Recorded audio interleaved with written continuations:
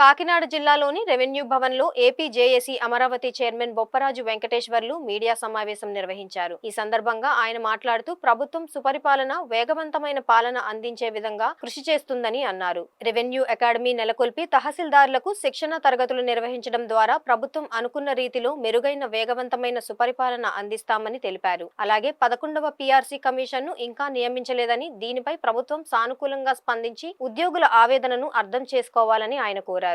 Andhra Pradesh revenue service association పక్షాన రాష్ట్రంలో ఉన్నటువంటి అన్ని జిల్లాల్లో కూడా తహసీల్దార్లతో సమావేశాలు ఏర్పాటు చేసుకుంటూ ప్రభుత్వం యొక్క ప్రాధాన్యమైనటువంటి కార్యక్రమాలు ఏంటివి, ప్రజలతో ఎలా మమేకం అవ్వాలి, ప్రభుత్వం పారదర్శకమైనటువంటి పాలన, వేగవంతమైన పాలన ఇవ్వాలని కోరుకుంటున్న నేపథ్యంలో మనం ఏ విధంగా ప్రజలతో మమేకం అవ్వాలి, రైతులతో ఎలా మమేకం అవ్వాలి, విద్యార్థులతో ఎలా మమేకం అవ్వాలి, ప్రజలతో ఎలా అవ్వాలని ఒక సూచనలన్నీ కూడా పెద్దల దగ్గర నుంచి కానీ, ఉన్నతాధికారుల దగ్గర నుంచి కానీ తీసుకున్న సూచనలన్నీ కూడా మా తహసీల్దారులకు చెప్పటం, వారు చాలా చక్కగా దీనికి స్పందిస్తూ తప్పకుండా ఇంకా మేము ఇప్పుడు చేసేదానికి ఎంత పని ఒత్తిడి ఉన్నప్పటికీ కూడా ఇంతకన్నా మెరుగైనటువంటి ఫలితాలు వచ్చేంత వరకు మేము కూడా కష్టపడి పనిచేస్తామని ఒక నమ్మకాన్ని కలగజేసే విధంగా మాకు హామీని ఇవ్వటం జరిగింది.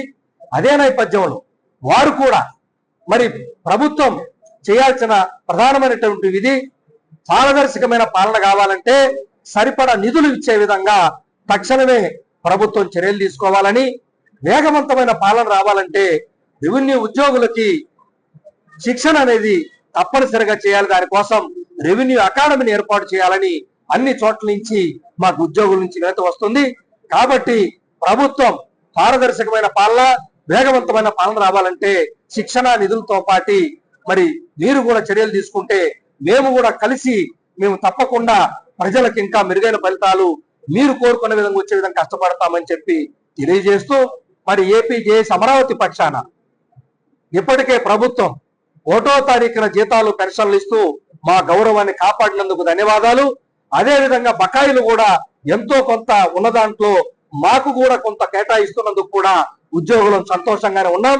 అయితే ఏ ఖర్చు లేకుండా కమిషనర్ని, పిఆర్సీ కమిషనర్ని 11వ పిఆర్సీ కమిషన్ నియమించాల్సి ఉంటే ఇంతవరకు కూడా నియమించలేదనేటువంటి వాదన, బాధ, ఆవేదన ప్రతి ఉద్యోగులు వస్తా ఉంది.